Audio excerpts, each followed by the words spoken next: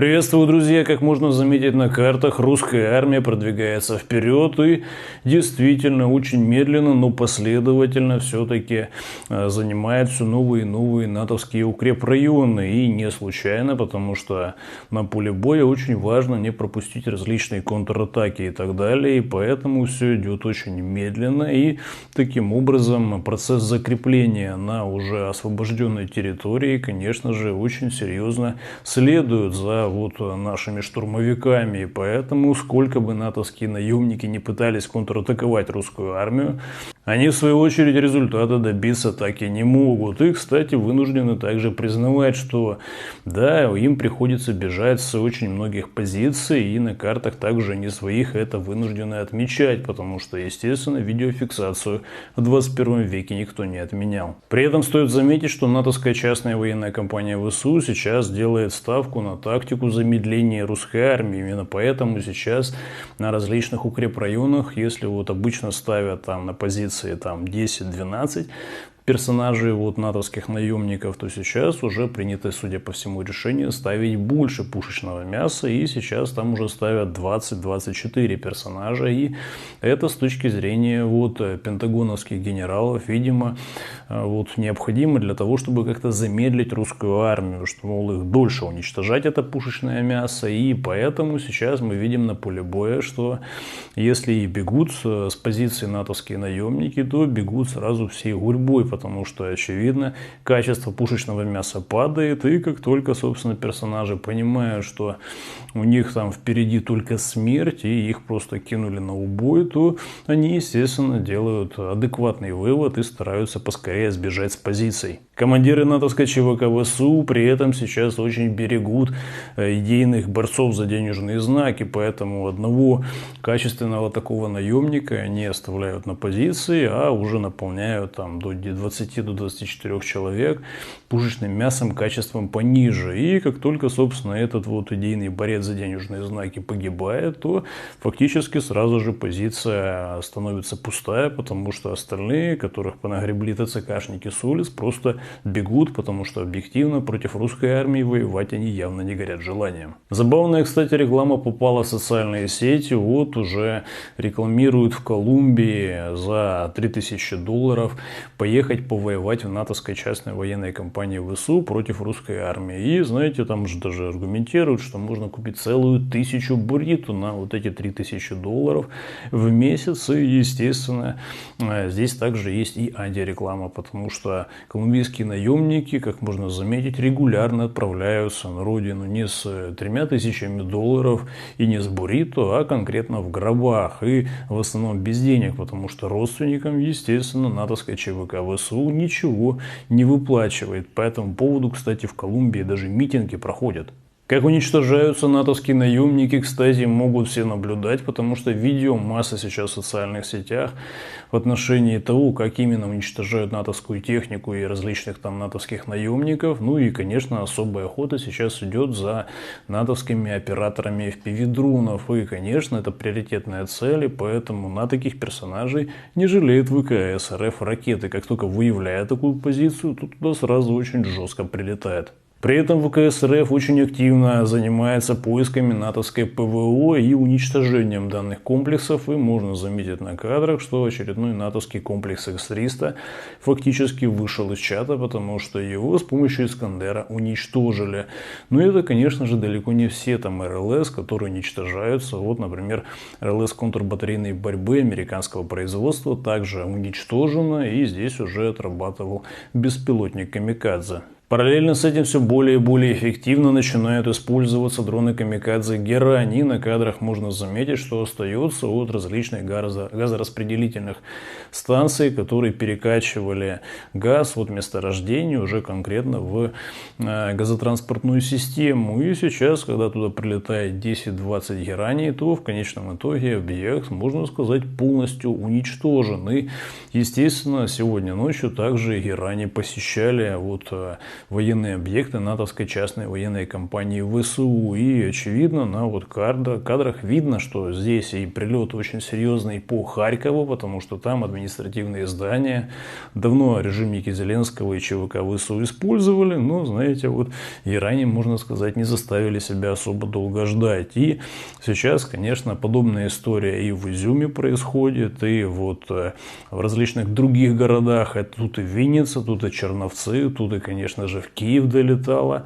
Ну и очень серьезно также досталось городу Кривой Рог. Пожары там зафиксированы очень и очень серьезно, и некоторые из них тушат до сих пор. А это означает, что разведывательный контур русской армии работает очень, кстати, хорошо, и действительно цели для Герани все-таки проходят очень серьезный фильтр и только бьют по военным объектам для того, чтобы принести максимальный ущерб натовской частной военной компании ВСУ. Забавно то, что в польском МИДе даже возмутились тем, что Герани прилетели по предприятию, которое принадлежало полякам. И, мол, как вы посмели предприятие, которое Польше принадлежит, его атаковать? Там же паркет выпускался. Ну, а, собственно, если разобраться, конечно же, то Герани просто так не прилетают, потому что цели для Герани обозначают как минимум с нескольких источников. Это означает, что там не паркет выпускался, а что-то совершенно другое. Но, тем не менее, вот главарь польского МИДа по этому поводу истерит.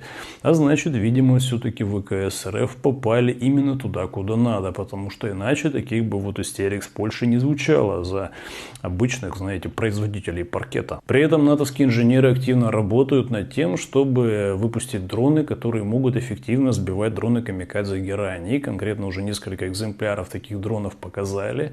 И, собственно, отметили, что на этом делают ставку и сейчас выделяют миллионы и десятки миллионов долларов для того, чтобы показать некие эффективные такие вот модели и на них сделать ставку в дальнейшем, когда они хотят масштабировать производство подобных дронов и таким образом защититься от налетов дронов камикадзе Герань.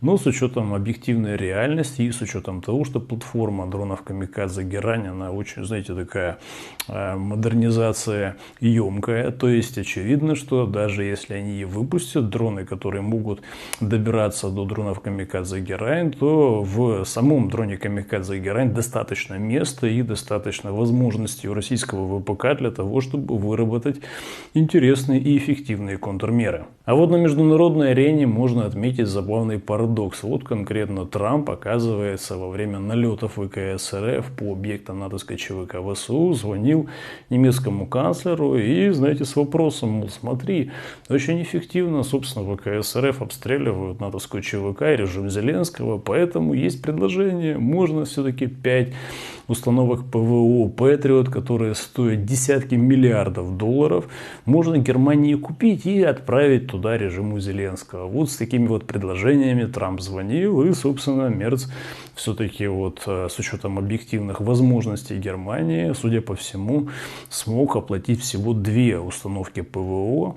Ну, а вот Норвегия, судя по всему, еще одну установку ПВО, потому что это удовольствие, ну, мягко говоря, не дешевое. Да и вообще, когда США заставляют страны Евросоюза покупать в срочном порядке оружие на десятки миллиардов евро, это, конечно, многие страны Евросоюза вгоняет в ступор, потому что в основном-то они зарабатывают на этой теме, а тут фактически вот им предлагают все деньги отправлять в США. И вот уже Чехия даже отказалась вообще участвовать в программе закупки вооружений у США. И это, кстати, Чехия, та самая, которая чуть ли не локомотивом недавно являлась для того, чтобы закупать оружие для натовских наемников и режима Зеленского. Но, тем не менее, сейчас вот делает шаг назад. Такая же история и с Италией, и с Францией. И уже есть данные, что Италия и Франция отказались от такой вот, знаете, перспективы покупать в срочном порядке оружие у США.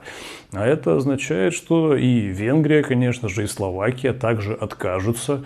Ну и, конечно, Испания также откажется. И остается не так уж много стран, которые будут выделять деньги со своих бюджетов, выдергивать их с образования, с медицины, социалки и загонять на прокси-войну против России. Забавно то, что главарь НАТО пан Рютте, который называл Трампа папочкой, который сейчас уже, знаете, грозно угрожает и Бразилии, и Индии, и Китаю. И, мол, смотрите, через 50 дней Соединенные Штаты как санкции введут, да как введут санкции, и ой-ой-ой, будет вам всем, знаете, вот беспощадно плохо. Хотя на самом-то деле, с учетом того, что пан Рюте показал себя на международной арене в первую очередь как слюнтяй и подлиза, то, очевидно, все его вот окрики, знаете, с высокого кабинета натовского будут помножены на ноль, потому что объективно ни Китай, ни Индия, ни Бразилия вторичных санкций США не боится, потому что, очевидно, торговая война неизбежна, и в странах БРИКС это прекрасно понимают. Кстати, вот Бразилия уже обозначила США, что если будут вводиться какие-то пошлины, вторичные пошлины и так далее, то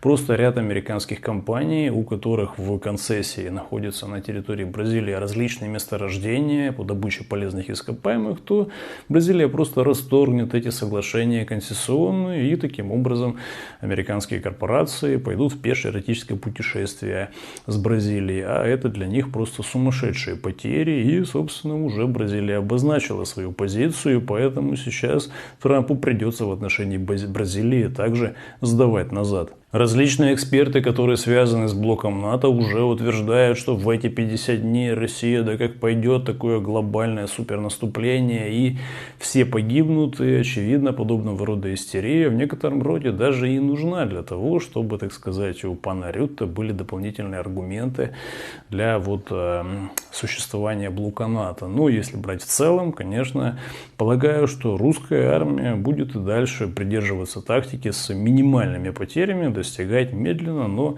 ощутимо вот результата и таким образом продвигаться вперед, потому что здесь преследуется сразу комплекс целей, и говорить о достижении просто территориального контроля — это, знаете, только верхушка айсберга, потому что на самом-то деле есть еще цели гораздо более необходимые. При этом дыра в бюджете у Недорейха Зеленского никуда не исчезает, и, собственно, западные страны не торопятся ее закрывать своими деньгами, поэтому уже в Верховной Раде думают, где же все-таки взять эти деньги, и уже конкретно начали грабить самих себя. Из бюджета Киева что-то ограбили, из других направлений что-то ограбили, и сейчас этими деньгами пытаются, так сказать, в рамках одного бюджета распределить. И, конечно, это вызывает драку в Верховной Раде, потому что кормовая база-то сокращается, и, естественно, интересы очень многих вот финансово-коррупционных и промышленных групп, они сейчас вот под ударом, потому что фактически сейчас их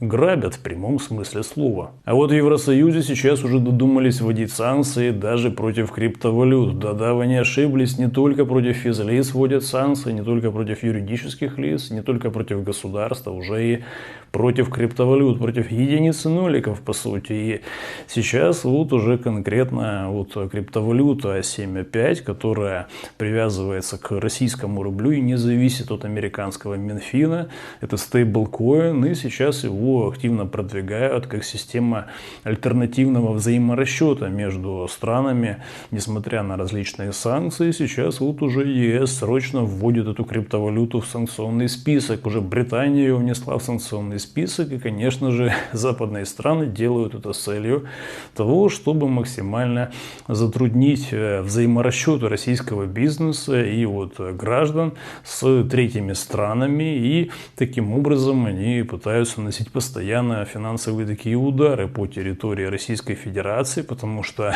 все стейблкоины и криптовалюты, которые самые такие распространенные, это в первую очередь USDT, эта криптовалюта полностью контролируется американским Минфином, и, естественно, ничего хорошего для вот российских держателей USDT тут не светит, потому что их криптовалюту просто блокируют, на каком бы кошельке она ни лежала. И это очень, знаете, серьезные и очень болезненные экономические финансовые потери.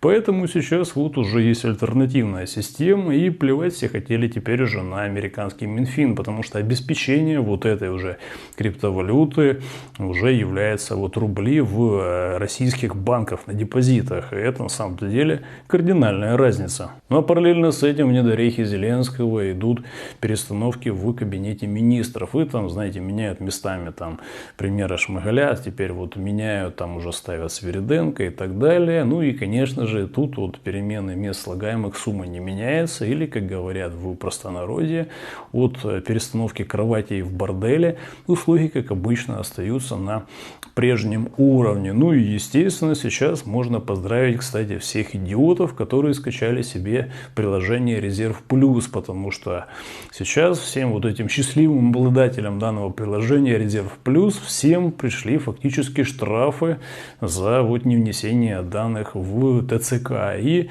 это логичное, конечно же, вот следствие вот этой шизофрении, которая делается на уровне вот различных интернет-приложений со стороны натовского недорейха. На этом, друзья, у меня все. Выводы, конечно, делайте сами. А также не забывайте подписываться ко мне на телеграм-канал. Там всегда больше интересного, нежели в видеоформате. Ссылка по традиции находится в описании под видео. До скорого.